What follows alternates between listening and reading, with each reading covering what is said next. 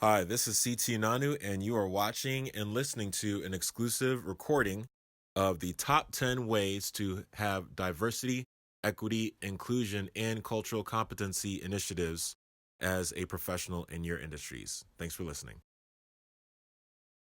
All right, top 10 ways to have diversity, equity, inclusion, and cultural competency initiatives in your industry. This particular case will be focused on the library professional who is in marketing and communications. Now, I had a great opportunity a few days ago in St. Louis, Missouri to present on this particular topic. And though it was a 1 hour session that primarily focused on cultural competency, what happened was a lot of people from the profession of libraries, education, marketing, and communications and digital media overall had amazing opportunities to converse with one another and have a dialogue in a closed room setting on their personal experiences, their background, and their history in their particular profession. Now, going from that information, I'm going to share with you how you can use your own background, your own experiences, whether it be access to libraries or advertisement from libraries, to do the same thing as a professional, marketing and communicating to the public about library services and science overall. So, top 10 ways to do it, focusing on diversity. So, number one, with regard to diversity, have you ever thought about asking what you can do as a library to be more diverse and inclusive? So, the number one thing is to do a survey. You can use a roundtable focus group. You can use an online or offline survey, a questionnaire of sorts. Basically, you can market and promote this survey to the local community that your library serves and get the information, get the data directly from the community and understand what they feel and what they think is important when it comes to diversity and also when it comes to inclusion. Number two, when it comes to inclusion, have you thought about this? Inviting people over to highlight a particular feature in your library. In other words, letting people know about one or more particular services that are featured at your library. A lot of people, though they're aware of libraries' existences, don't know what libraries offer, whether it's at the state level, the federal level, the local level, whether it's a public library, a school-based library such as a multimedia center, or an academic institution that has its own libraries. Libraries are available for the most part to the public, but not everybody knows in the public what those libraries provide. So using incentives to promote the library, such as, hey, do you know we have this scanner? Hey, do you know we have this course reserve? Hey, do you know that we have this space, physically speaking, that you can use to study or to meet with your group and have small group discussions or study sessions? Or, hey, do you know we have this space available for rent? So basically letting the public know, letting your users know, letting visitors know, highlighting particular services in the library that are available. Number three, as far as how to reach appropriately when it comes to cultural competency, and this is where that'll be focused. If you are, for example, someone who is not from a particular community of people, whether it be ethnically based, tribally based, or as it relates to gender and sexual orientation / preference, this is again an opportunity for you to contact or communicate with people who are in those communities and directly find out from them best practices in outreach. In other words, number three, reach out to professional organizations, reach out to local organizations that are actual representatives of these communities that you're wanting to reach out to and market to.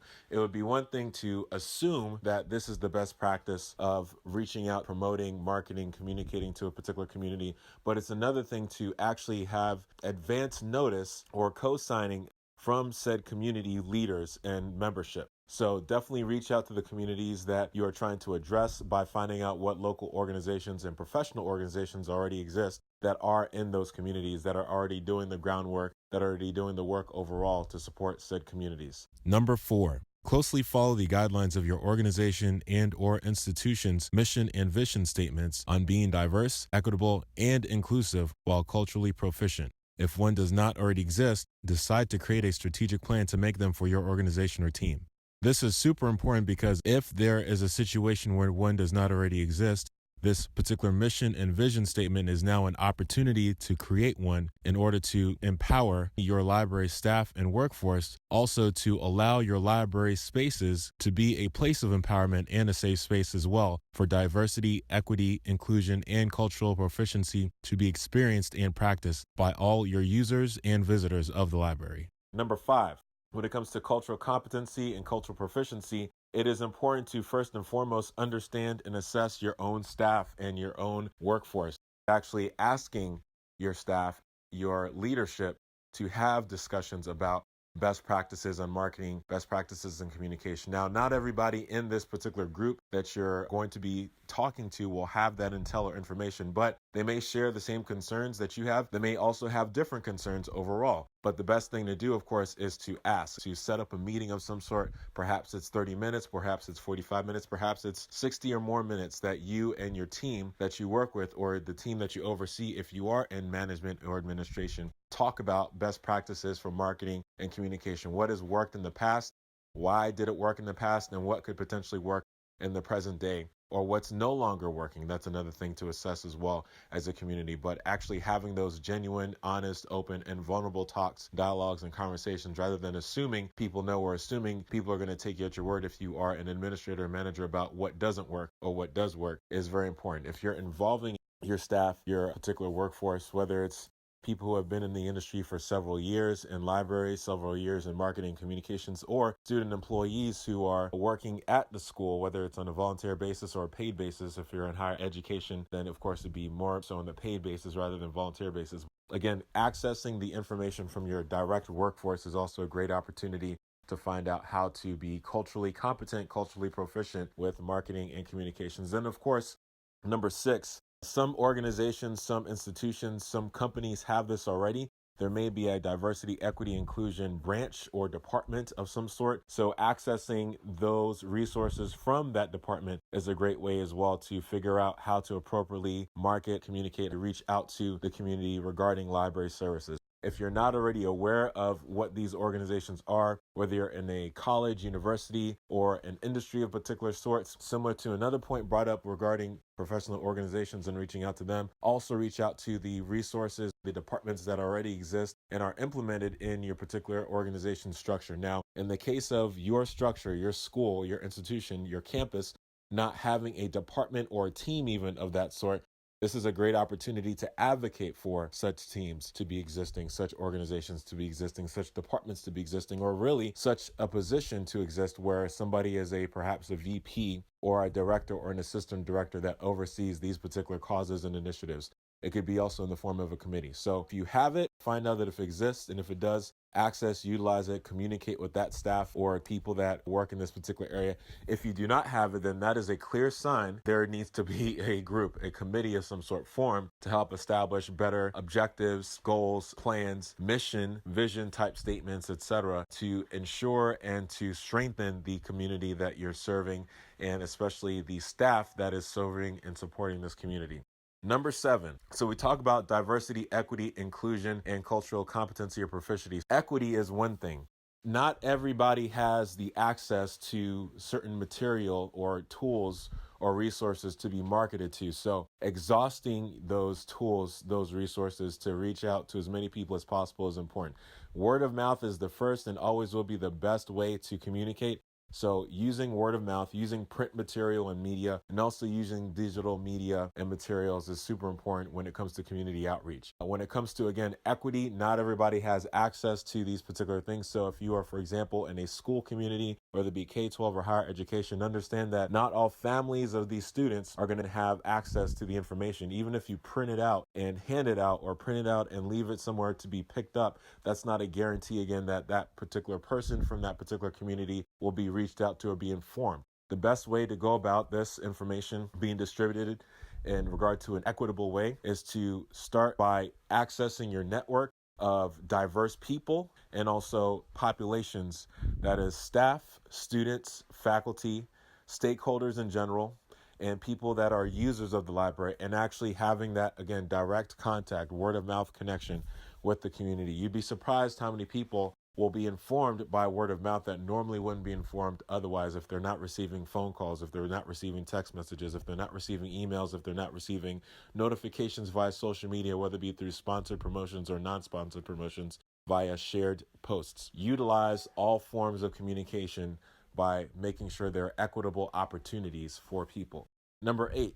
With diversity, equity, inclusion, and cultural competency, ensuring that people are not only able to be communicated to by yourself, but also practicing what you preach. If I am trying to market to a particular community and I'm not actually testing how the outreach is being utilized, then I'm also not doing my fair share of ensuring that this is the best sustainable way of communicating. Accessing data, for example, to see what the actual effect of your particular outreach is super helpful. Again, there were mentioned before were surveys and doing focus groups and the like. The neat thing with social media and websites, SEO, if you will, is there's data analytics that you can utilize depending on the type of service or service provider that you're using. And if you're not utilizing that data to access who and what type of person or demographic is reaching your social media platforms and or website, then you're going to miss the mark. The data that's being collected or has been collected is information that you can still use to find out more informed and better ways of reaching out to your communities.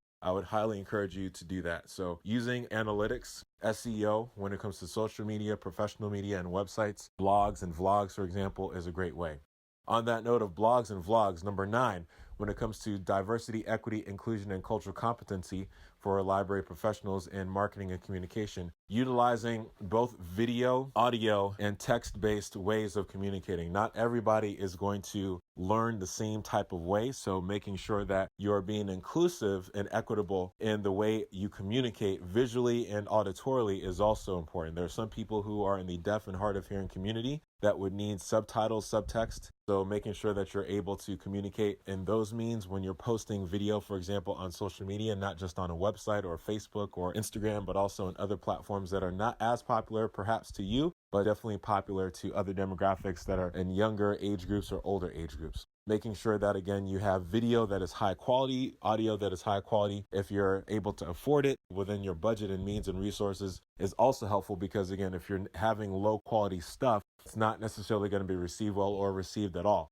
So it's important, again, to make sure you have equitable access and inclusive access for all types of users that have particular needs when it comes to learning and particular needs when it comes to how they receive information. Number 10, simply spread the word. Simply go about your business. Simply analyze and research your surroundings. Every library, every office space, every community is unique.